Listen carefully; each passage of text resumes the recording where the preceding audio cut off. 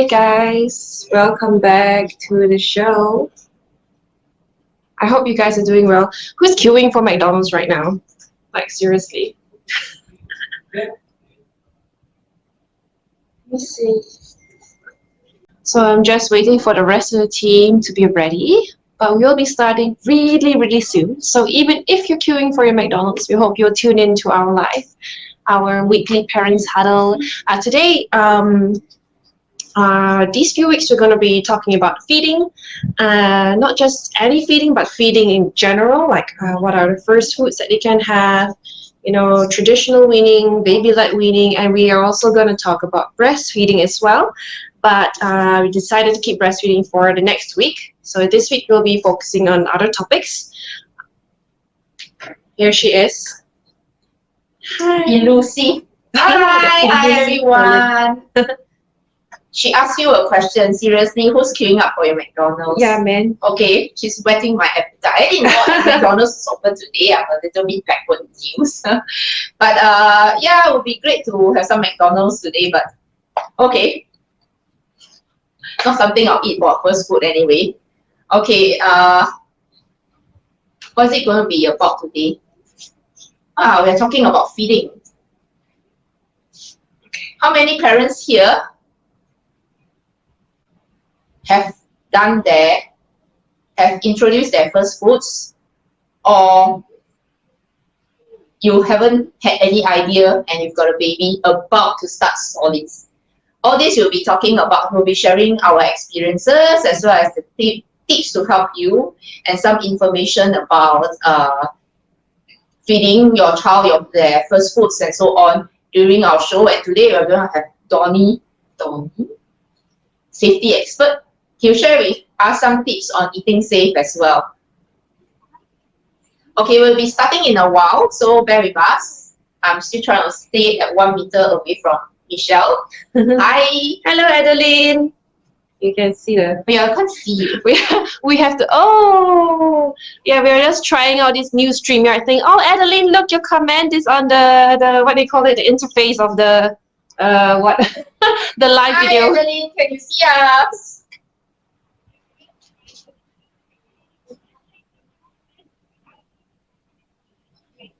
I hope everybody had a really great Mother's Day. It was a great weekend for me. How about? Oh, she disappeared. I disappeared. I was just behind her. I hope everyone had a great Mother's Day. Belated Happy Mother's Day to all the wonderful, powerful moms out there. And what did you do for the weekend for Mother's Day? Didn't do anything much. Just sleeping. I actually switched off my WhatsApp or whatsoever. So if any of my friends or whoever is watching and knows me and sends me any messages, I was on WhatsApp holiday.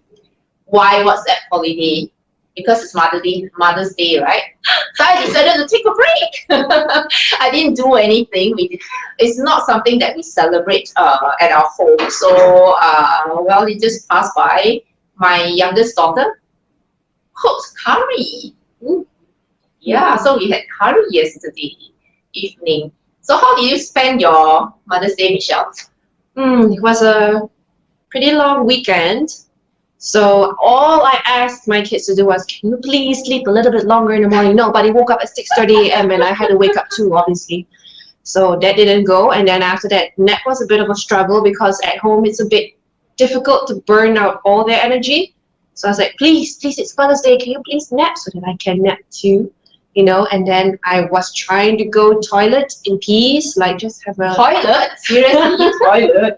I was trying to Okay, she missed that word. She was like, I don't know what she's trying to say, but I don't know. Maybe on screen you know what she's trying to say. I didn't see her face, so I don't know. I was trying to do a number two. I think all of you parents out there can relate to like if you have younger kids and stuff, like you're just trying to do a big business on the toilet, and I closed the door. I was like, okay, it's about nap time. I say, okay, you guys just like read books yourself, let mommy go in peace. But no, every 2 seconds or like every 10 seconds, mommy, can we read this book? And child presses book against the door, thinking I can actually see the book through the door. Yeah, sorry guys, I don't have x-ray eyes, but I'll just say, yeah, sure, give me another 10 minutes. But anyway, that was my Mother's Day, and I ordered in this no cooking for me yesterday, so I ordered in a awesome mookata. So I know this is not a food show, but I really highly recommend them. Hey, Nur, say hi, Pauline. Hi, how are you? So anyway, like I said, it's not a food show, but I really Hi, highly recommend. Okay, take note. Y cube, as in like the cube, the shape, Mukata. Go and find them on Facebook, because now they are having a special offer. They actually deliver the whole Mukata device and 2 huge trays of food and a big bag of soup, which was as big as my upper body here, and it's only $59 flat net. There's nothing, Okay, no GST, all that. We are not related, yeah. Yeah, we're not related, but and we are earning no commission from that. She's just sharing from her own experience. Didn't want to cook yesterday because Mother's Day. Normally I would cook if I'm home every day, but no. I was like, no, I'm gonna enjoy Sunday. So I'm curious actually, because today we are talking about feeding and first foods, right? Michelle, maybe we should ask the parents who are watching. So how did you celebrate your Mother's Day? Do you celebrate at all? Well, I mean, do you actually call in takeaways, or did you have to cook, or somebody else did the cooking for you yesterday to celebrate Mother's Day? I'm sure a lot of you are mothers who are watching us right now, right? Why don't you share with us some of your experiences? Anyone? Actually, a couple of days ago, apart from the what's that? I don't know. You said yesterday you ate what? Kata kind of stuff, right?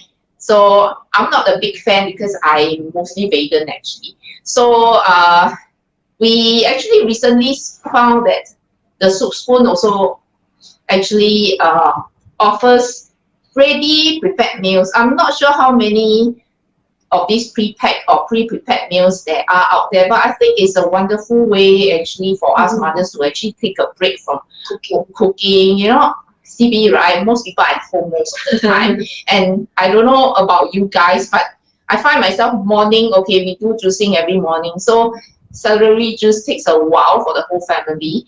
And then after that, straight after that, I just have like 1-2 hours break, less than 2 maybe. And then I've got to start preparing for lunch. And then it's like 1 hour of washing, cleaning all the stuff, and then get it prepared. You spend half an hour eating. And after that, washing up. Okay, thank goodness, got hubby lah, and children, they do the cleaning up. Then after that, another 2-3 hours later, you find yourself having to prepare dinner.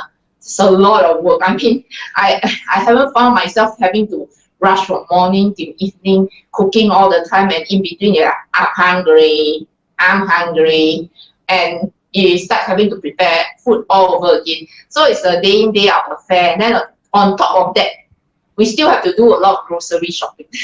I don't know how many of you feel that as well. So the prepackaged, the ready-made food, I think it's okay. It's not something that I advocate all the time. So I mean, it's something new that I found that we can do to help ourselves cope during this period, because it's been more than a month. So I think a lot of people must be sick and tired of cooking, but yet we can't go out very much. So that's probably the only things we can do to help ourselves be a little bit more sane. So anybody sharing your how you cope during this period, cooking and all that? No? Not affiliated to Soup Spoon, by the way. Just okay, I will not affiliated, and we don't get commissions either. Okay? But I hope I win their giveaway. Oh, they had a giveaway, you know. Okay. Shall we start? Yeah. Okay. So this week and next week actually is all about feeding, but today we're going to talk a little bit different topic about feeding. I think there are certain Facebook groups that we have online, and we have different beliefs as well, as all our parenting styles is different. There is no right, there is no wrong, basically. So we are curious how many people still do traditional weaning versus baby-led weaning, because those are two very different things. For myself, I've always followed baby-led weaning for both of my daughters, because I believe that whatever table foods I have, minus the salt and seasoning, whatever, I'll just make sure it's soft enough so that they can grab it and actually put it into their own mouth so that they can feel the texture and stuff. So how about you guys? I mean, if you have babies that are 6 months and above, they're actually ready. Most of them are ready for solids, or that is WHO actually recommends 6 months and above for when you start to feed solids. So we're curious, you parents out there, do you prefer traditional weaning? Which traditional weaning means it's like porridge or like soupy stuff or pureed stuff, which you basically spoon feed to your babies. Or do you prefer baby-led weaning? How about yourself? Long time ago. You did like baby-led weaning, right? Okay, I didn't know there's something called baby-led weaning. So for my older girls, yeah, we introduce first foods traditionally. So I don't know what is traditionally as well. Because if you think about it, in the past, I don't believe people actually have a period of time that they introduce the first food and then they try it for 4 days and then break, and then you see how the child is reacting to the food.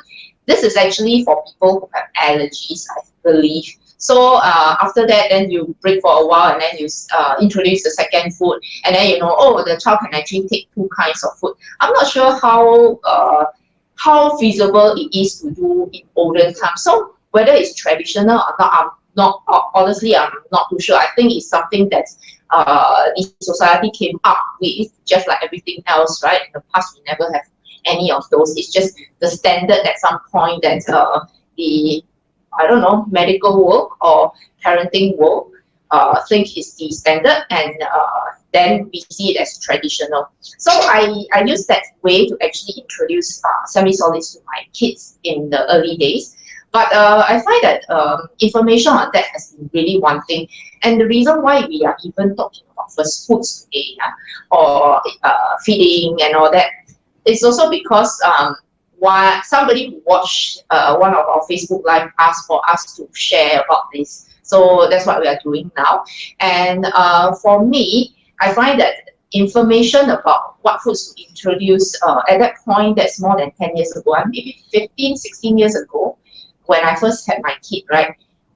Don't know what to feed the child. So common foods will be fruits, and then sweet potatoes, roots. These are all very gentle to the stomach. So I mean, if you are new to feeding and you are thinking of introducing your first foods, I think the best way is actually to narrow down to just things that you can easily prepare, because the kids really first foods they normally don't eat. It's just introducing them to it, you know, the idea of a spoon going into a mouth. You may think it's very natural to us, but for the child, they have never tasted anything beyond milk. So foods like sweet potatoes, steamed sweet potatoes, then avocado. Avocado, interestingly, is the first food I introduced to both my kids in the early days. That was a long time ago. So you did baby-led weaning, right? For my third kid, I didn't know about baby-led weaning, but we were so busy and I didn't have time to prepare anything. So it's like, cai fan. From day one, it was cai fan. Okay, just to cut it short, maybe I can just quickly say some safe first foods to feed your child would be things like avocado mixed with for those of you who are breastfeeding, you can mix it with a little bit of breast milk to make it more watery. So it's much easier for the kids to actually try and from the tip of the tongue put it to the back of the mouth. So that's what is known actually as traditional weaning food, way to introduce foods to the child. And things like avocado with a bit of milk, and then banana. Banana would be a very, very good first food also because it's easy to buy, scrape it off, put a little in the mouth, in the tongue, and then take it down. And then things like apple sauce. Interestingly, apples. I don't know how did you introduce apples? Of course, like Pauline mentioned, it's not a lot of eating during her first phase, especially if it's about 6 to like easily 8 to 9 months. They kind of nibble and gum on it. But for apples, you can slice it really thinly so that they can actually kind of suck the juice. But also, even if it goes into the mouth, it's still pretty safe. even if you do baby-led weaning, or even if it's spoon feeding, it doesn't matter. They will still have this gag reflex, and as long as they have the gag reflex, you'll always push the food out naturally because you're very used to the bottle or the breast, basically, because you're when you drink milk. But that gag reflex will actually go over as they grow older, of course, and they get more used to the solids. So either way, even if you spoon feed or give them chunks of food like baby-led weaning, like introducing apples, bananas would still be slightly better. I agree to that. They had a lot of bananas when they were babies. So when it goes in and you see this like very scary kind of a vomit motion, don't worry. It's a natural reflex to actually protect themselves from your food. So some will go in, but most of it will still come out, which is normal. Okay, okay, that's interesting. I was thinking, I want to ask this question. Do you have to dig it out of the mouth? Will they kind of like Okay. choke? It's recommended by doctors and also WHO. Try your hardest not to. We have this instinct to like go in there and like try not to do it, because we might risk to actually push the food further down instead of letting them naturally gag it out themselves. So try not to, unless you really think something is wrong. Just trust your parent instinct. That's quite interesting actually, because in the past when my kids were younger, what happened was that we have this feeding tool, you know, you put things inside, like big pieces of fruits, and then it's got a netting, and then they kind of like chew on that instead. I'm not sure whether they still have the proper baby-led weaning uses something like that to prevent choking. Because I, as a young first-time parent, I was always afraid of everything. So hey guys, you're not alone.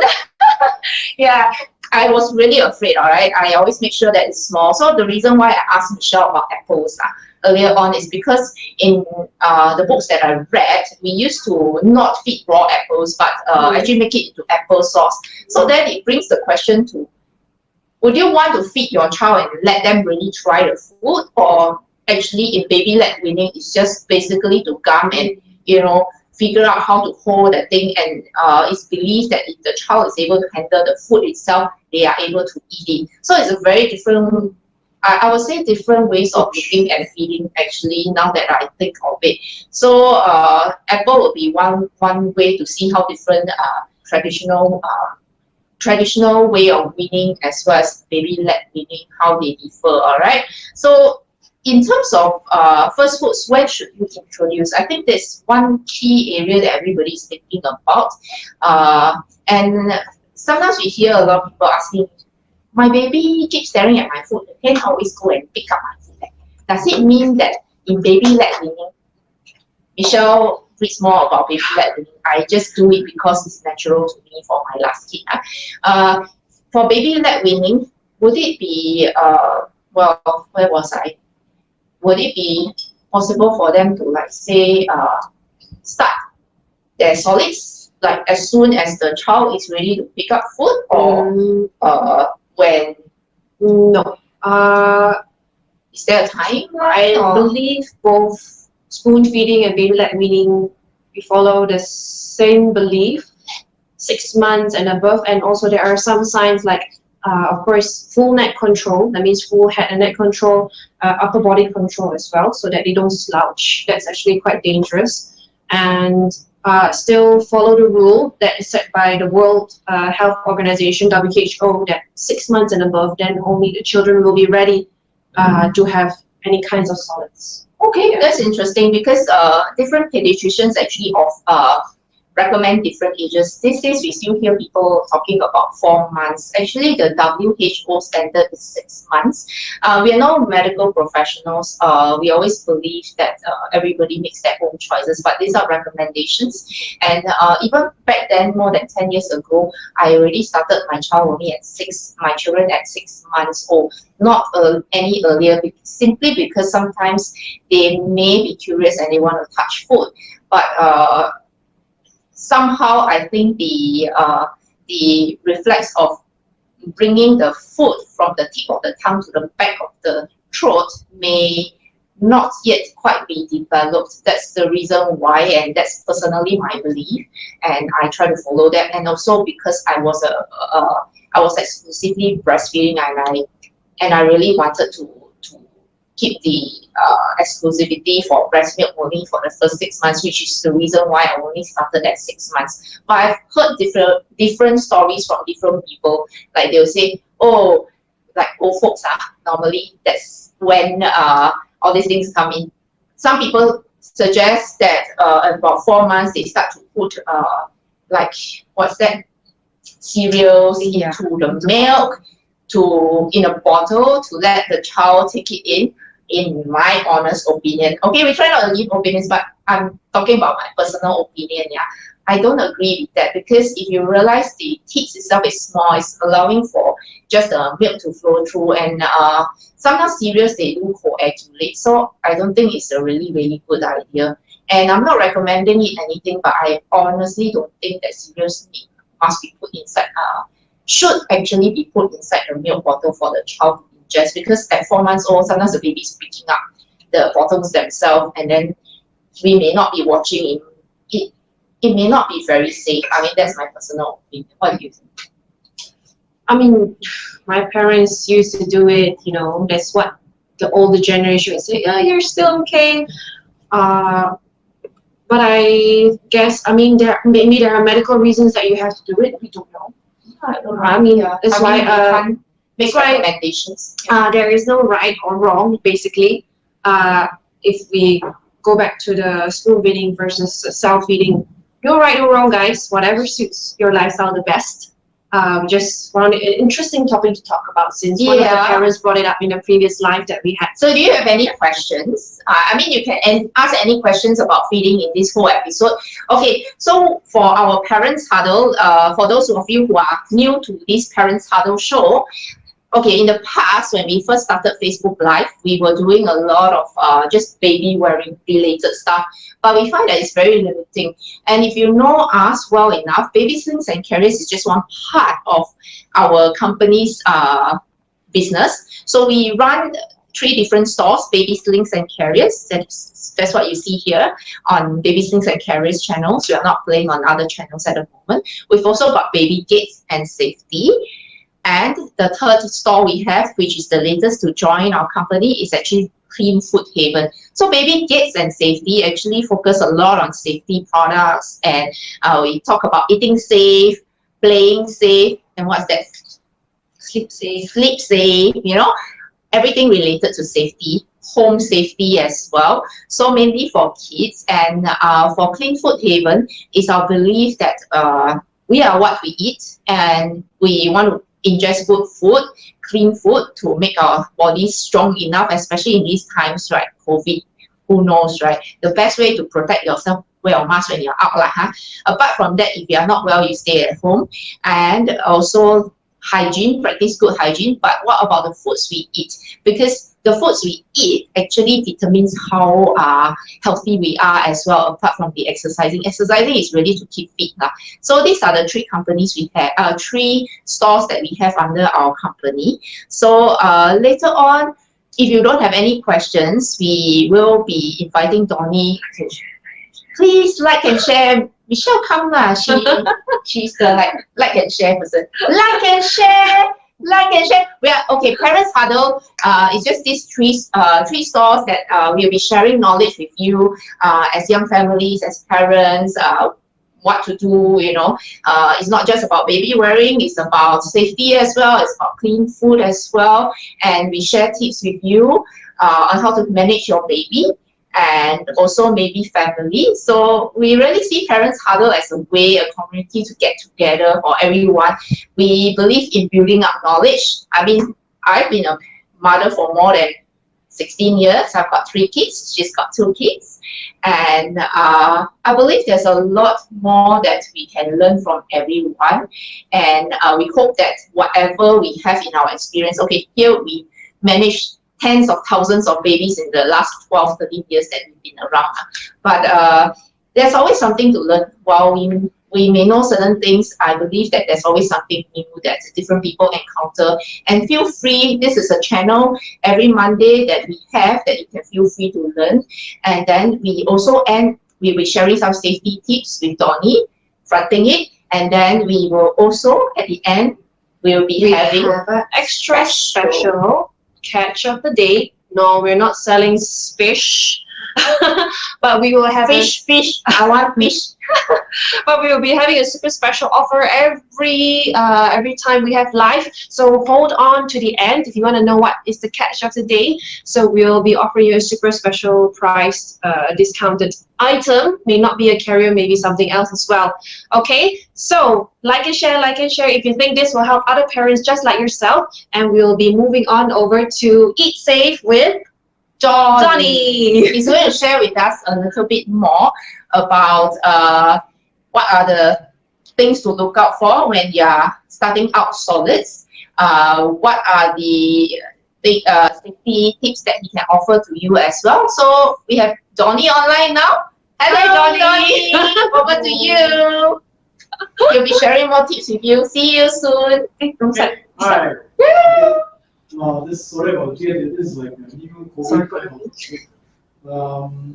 Okay, today what I'm going to share with you is how to eat safe, because as baby starts to learn how to have your first foods, there'll be some things that you need to get used to, they need to get used to. So I think it's very important for you to actually be aware of some of those things. And there are basically three things. One is very important now, we're all very conscious, that is hygiene. Because it's COVID period, but even not COVID, it is very important for us to ensure hygiene. If not, babies having a lower immunity, they can easily catch viruses and bacteria. So that will be not point number one. Point number two, the food that you prepare sometimes can be too hot. So ideally, because babies they are very fragile and very delicate. So at the moment, they won't be able to take hot food. So ideal temperature for feeding, of course, is close to body temperature, which is 37, 36, and that will be pretty good. And then if the food gets too cold, it's also not good, because we all know that eat cold food, sometimes it means that the bacterial growth can be more, and sometimes it also means that the baby can get stomach problems. So hygiene, food too hot, food too cold. So a lot of things to take care of, but we do have some tools which I believe can be of use to you. We can start by, first thing that comes to mind, if you need to feed baby semi-solids or soft foods, you need a spoon. So a lot of times people will say, okay, I need a baby spoon. So, but over here we offer something a little bit better, which is actually a heat sensor spoon here. As you can see, we have a range of heat sensor spoon. What does heat sensor spoon mean? Meaning that this spoon actually is heat sensitive. So let me demonstrate to you. Over here, I have 2 cups of water. One of it is actually about 36.5 degrees. So this is like the ideal temperature you should be feeding a baby. And this is slightly higher. This is about 46 degrees. As you can see, if you can see the reading on the thermometer over here. So these are heat sensor spoons. So maybe what you do, let me just drop one of these into each of this cup, and then we'll wait for a while, and then we'll see what happens. As you can see, at room temperature, of course, you can see that the spoon is of a uniform color. When it goes into a slightly warmer cup, this is ideal temperature. So it does still change, but it doesn't change as much. It's a little bit paler in color. But take a look at the one that is about 10 degrees more. Can tell the difference? So when your spoon changes to this color, basically it means that it is way too hot. And if it's like this, it's probably quite ideal. You can start feeding your child. So without using a thermometer, you won't be easily able to gauge whether the food is suitable for the baby. Of course, if you can see, we do have the thermometers in case you find that you want to be a bit more precise. You can always get a thermometer like this. It measures from minus 30 degrees to 250. So you can technically use it for Christmas. You can use it to test a turkey. So something like this is useful for not just for your kitchen, if you have. And so this is something very good. And as for the different range of spoons over here, they just offer slightly different features. Some are more basic. Some has anti-slip grip. So for those who prefer some more colors, this is good. And we also have the thermometers in case you want to be a bit more precise. As the kid grows, and they are able to manage the warmer foods. You may want to consider at some point to even upgrade to something like this. This is a stainless steel cutlery set, a really wonderful present for a 3-year-old. So basically, they are from this point onwards like an adult, right? Very high quality stainless steel, because we all know that no matter whether a PVC is BPA free or not, they still do leach a little at high temperature. So if we are talking about them taking hotter food, it would be better to go for something like this. So these are also available. Okay, so these are the cutleries and the thermometers. And the next thing we usually will look at when we are having babies, having semi-solids, or even just new bottles, it's hot water and hot food. How do we keep them warm? And this is a range of very good vacuum flasks that we have here. Most of it are stainless steel. And we are being a German product, they are very, very particular about the quality of their vacuum flasks. So they actually have tested in-house each of these to make sure that they are able to keep your food warm for up to a day. A lot of people have tried, and we have people who have traveled all the way here just to get this because they have actually bought it in Germany before and you can't find it elsewhere. So these are actually very, very high quality vacuum flasks you can consider. Come in different sizes. These are the ones that are good for food. This is good for drinks. This one is something pretty interesting. Something will be suitable for some, because some kids do take a little bit longer to feed, especially when they're just starting on it. And if your child takes an hour to feed, by the time you finish feeding, the food will actually be room temperature. So something like this actually helps you maintain the heat of your food. All you have to do is pour in hot water into here. Oops. And then you put your food in here. It will maintain the heat of the food. So if your child feeds for an hour, even end of the 1 hour, the food can still maintain a certain temperature, which is good. So something like this is also available. And this is something which we have as well, in case you have prepared some food and you put it aside, maybe in the fridge, and you would like to heat it up because the child is hungry. Of course, you can switch on the stove, switch it on, but then if it's only a small type of food, you might find that it's very difficult for you to do that and not very efficient. So what you can do is use something like this. This is a food warmer. So all you have to do, you can use it to warm up your bottle, you can use it to warm up a jar of food. And we have different models here. This one's more for home use. This one comes with an adapter for the car as well. So in case you're traveling, you can bring this along. Just plug it into your cigarette lighter point, and then you would actually be able to still use this to warm up the food in the car. There is actually something that's just for the car, for those people who like to travel. Maybe after the COVID period, after the lockdown, we can all go some traveling. And this one can come in handy. That means you just put in. This too, you will need to put some water. This one, totally dry. Just put in the bottle, put in the flask, plug it in, wait a while, and the food is ready for feeding. Okay? So something like this, you can consider. And at this point, we talk about hygiene. Of course, it's good when you're at home, we wash our hands before we feed our kids, and if possible, everywhere that's nearby. And some people might be tempted to actually say, okay, fine, I have my disinfectant. I can just spray my disinfectant everywhere. But I have to caution that disinfectants, not all of them are food grade. Why? Because when we are feeding a child, there's a high chance that the child is going to put everything into the mouth, including your hands. You're going to touch the food, the kids going to touch the food, they're going to touch the table, they're going to touch everything, their hand goes into the mouth. And if you have a disinfectant that actually is not food grade, meaning they are not supposed to be put into the mouth, there's a high chance that they will end up in the mouth, whether you like it or not. So in order to make sure that you are able to maintain hygiene, at the same time, keep it safe for the child, it is very, very important for you to consider something that can not just disinfect, but it's also lab certified to be equivalent to mineral water in terms of it being food grade. So basically, what we introduced to you is the water spray. Kills 99.999% of bacteria and viruses. It has been lab proven to also to be effective against HSMB. Although at this point, I don't think anybody has, the lab are not ready to test for COVID yet, but it's very likely that it would be effective. But most important about this is that this is actually food grade, meaning it's lab tested, you can put it in the mouth, you can spray to the mouth, it's just like mineral water, except that it also kills bacteria and viruses. Okay, so something like this, pink bottle, suitable for 2 years and below, blue bottle, 2 years and above. So something like this you may want to consider if you tend to want to make sure that table is clean, your hands are clean, baby's hands are clean. This will be something they can spray directly, and you will still know that it is safe no matter what.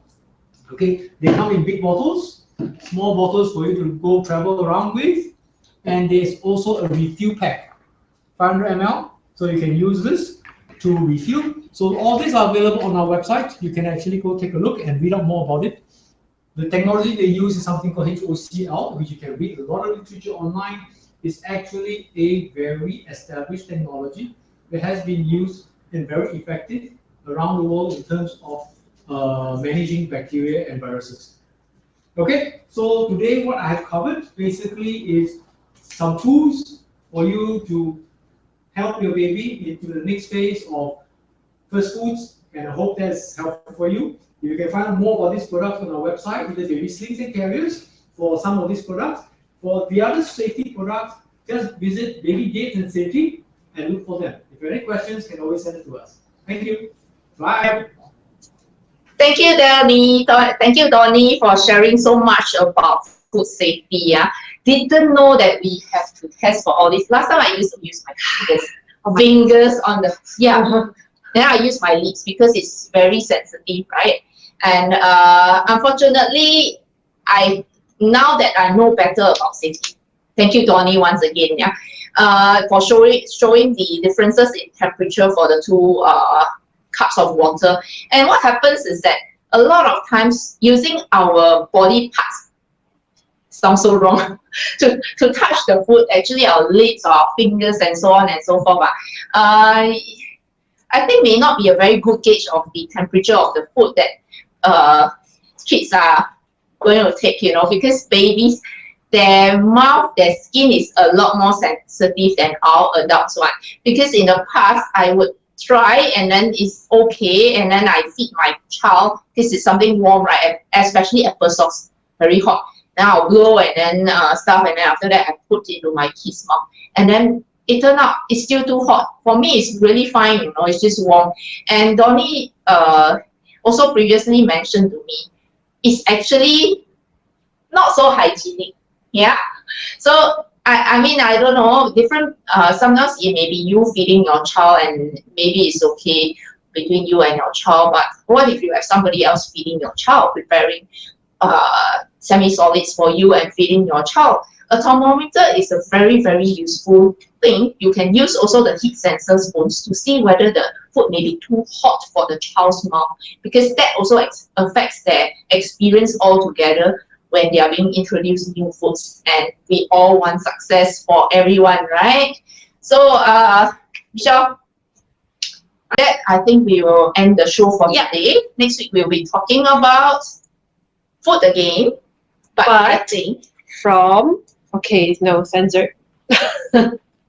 From next week, we'll be talking about a very interesting topic, which one of our followers asked us as well. How do you actually breastfeed in a carrier? We may even add on some more tips besides that, but I think it's a very interesting topic, and it's something that speaks to many of us. And if you want to be feeding and cooking and washing at the same time while baby wearing your kid, I think you should tune in next week. So, I think she got what I meant. Well, it's not an R-rated show, yeah, so no R-rated. No. Still very kid friendly. So so look at the links below. Okay, if you want to get this Physio Carrier brand new pieces at $99, go down to the website below, babyslingsandcarriers.com. Okay, and remember, like and share with your friends, people who might enjoy a parenting tip or two, or would just want to join our community to learn more from other mothers and our fathers as well, right? I remember there were fathers joining us. So please join us next week at facebook.com / baby slings and carriers. Nah, just kidding. I'm sure you are here already. You know what to do. But please share with your friends. And then every week we'll be having this show. I mean, how long we go on depends on how popular or people find that it's useful information, and we will continue to do the show. All right. Bye. See you next week. Stay safe and stay healthy. Yeah, and stay happy. More important. Bye.